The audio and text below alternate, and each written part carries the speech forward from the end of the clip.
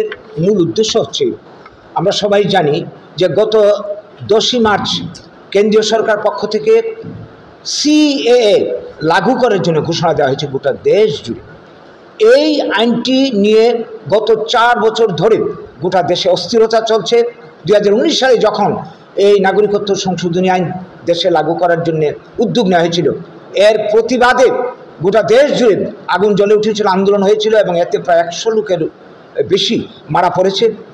তো এরপর কেন্দ্রীয় সরকার এই উদ্যোগ বন্ধ করে নেয়। গত 4 বছর ধরে এটা বন্ধ ছিল।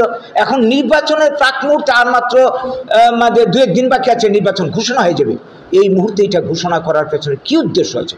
আর তারা যেভাবে বলল, যত সহজে বলল যে এই কে আইনের সুবিধা নিতে গেলে যারা 2014 31শে ডিসেম্বরের আগে ভারতবর্ষে এসছে তাদেরকে 5 বছর একটানা এই দেশে কোথাও থেকেছে প্রমাণ দাখিল করে অনলাইনের মাধ্যমে দরখাস্ত করলেই তাদের নাগরিকত্ব আমরা দিয়ে দেব। বিষয়টা কি এত সহজ? এই যে কথাটা বলল, এই কথা তো নাগরিকত্ব আইনে 1955 সালে যে সিটিজেনশিপ অ্যাক্ট পরিষ্কার বলা আছে, কাউকে যদি ভারতের নাগরিকত্ব অর্জন করতে হয় জন্মসূত্রে, উত্তরাধিকারী সূত্রে, তারপর বৈবাহিক সূত্রে কিংবা 5 বছর একটানা যদি এই দেশে কোনো রাজ্যে থাকে, বসবাস করে প্রমাণ দাখিল করতে পারে, তাকে নাগরিক হিসাবে মেনে নেওয়া হবে। তাহলে তারা যেভাবে বলছে শুধুমাত্র 5 বছর থাকলেই এখানে নাগরিকত্ব দেওয়া হবে, এটা বলার তো কোনো প্রয়োজনই পড়ে না, কারণ নাগরিকত্ব আইনে এই কথাগুলি আগেই স্বীকার করে নেওয়া হয়েছে। আসলে বিষয়টা তা না, পেছনে রয়েছে রহস্য। আমরা যতটা জানি নাগরিকত্ব সংশোধনী আইনের ধারা উপধারা কি, এটা কিন্তু এখনো জানানো হচ্ছে না পাবলিককে, এটা গোপন রাখা হচ্ছে। এটার মধ্যে যে কথাগুলি আমরা অতীতে দেখেছি, এখন নতুন কি সংযোজন বিয়োজন হয়েছে জানি না, সেটা হচ্ছে এই যে ধর্মীয় বিভাজনে দেশভাগজনিত কারণে বাংলাদেশ, পাকিস্তান, আফগানিস্তান থেকে কেউ যদি এখানে আসেন ভারতবর্ষে, তার প্রমাণপত্র সহ দাখিল করতে হবে তিনি কী কারণে ভারতবর্ষে এসেছিলেন। তাহলে আমরা বিবেচনা করে দেখব আমরা নাগরিকত্ব প্রদান করব কি না। সেই সঙ্গে আরও কিছু বিধান রয়েছে।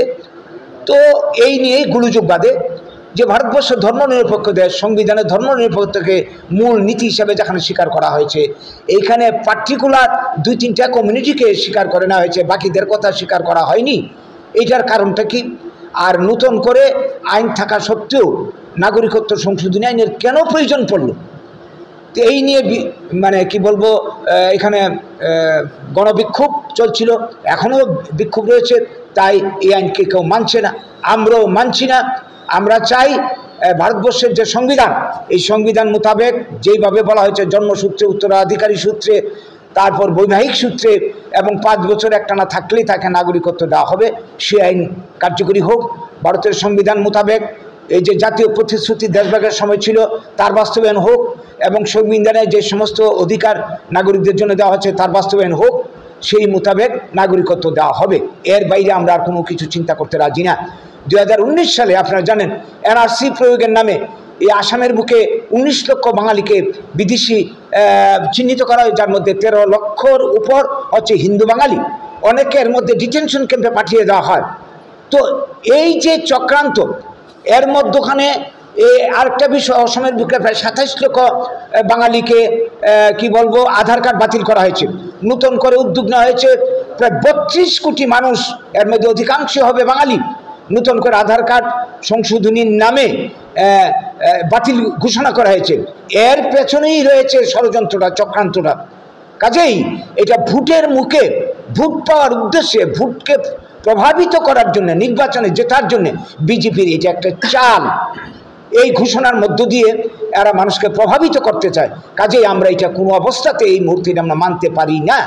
অনুযায়ী আমরা নাগরিকত্বের দাবিদার, আমরা জাতীয় প্রতিশ্রুতি বাস্তবায়ন হোক এটার দাবিদার। যতক্ষণ পর্যন্ত তা না হয় আমরা আন্দোলন চালিয়ে যাব। আপনারা লক্ষ্য করে দেখুন, এই নাগরিকত্ব সংশোধনী আইন চালুর দাবি সাথে সাথে আসামের বুকে বিক্ষোভ শুরু হয়েছে।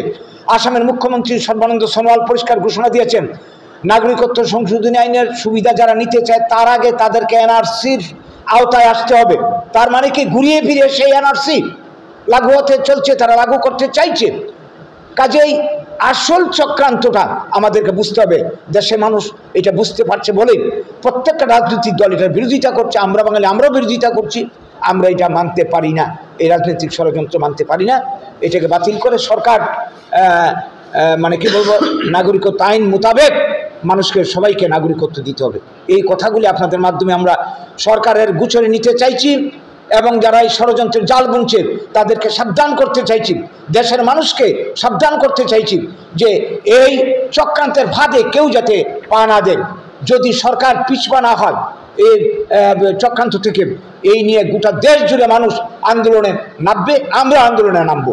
এই কথাগুলি আমরা আজকে জানান দিতে আপনাদেরকে ডেকে এনেছি আমাদের আজকের এই সাংবাদিক সম্মেলন। নমস্কার।